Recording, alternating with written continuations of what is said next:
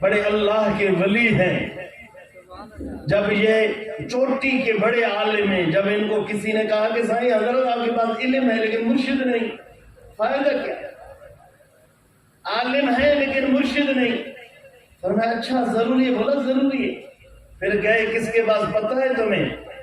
اس بزرگ کے پاس گئے، سبحان اللہ، جن کا نام ہے حضرت شیخ پیر عبید اللہ احرار نقشبندی۔ سبحان اللہ، جب ان کے پاس گئے، ان کے درگاہ کے جو سامنے صحن ہے نا، ان پہ کے صحن پہ ہزارہ من گندم کے رکھے ہوئے تھے،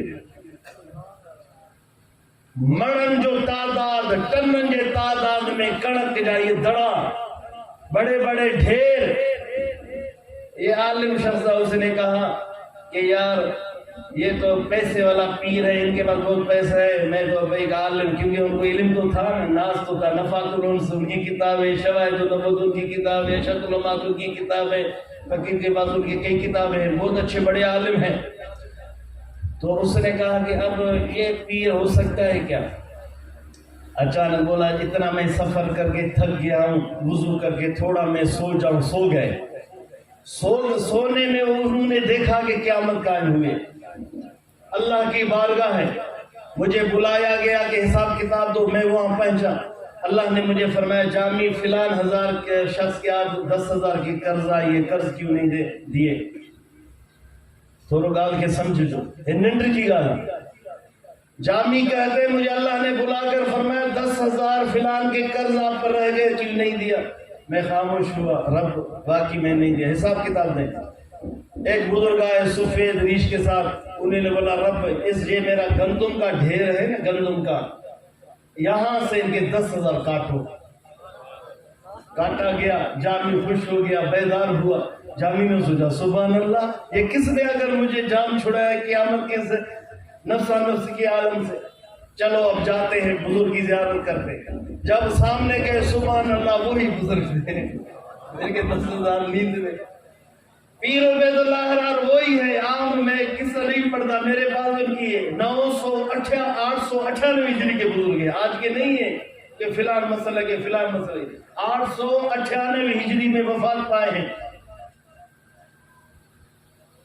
حضرت شیخ پیر عبید اللہ احرار نے دیکھ کر جامی کو کہا جامی اعتراض مت کرو، آپ جیسے قرض داروں کے لیے ہم نے ڈھیر لگا ہے گندم کے۔ یہ وہ جامی ہے، جب اسے انگلی لگی اس شیخ کے، اب ان سے پوچھتا ہے کوئی شخص جامی یہ تو تڑپ کیوں رکھتا ہے، اسے جواب دیتا ہے، وہ جامی ہے۔ کہتے ہیں دیگر مقصود جامی از طلبم گفتہ کے چیز تھی، مقصود او ہمی کی دہت جان تری طلبو،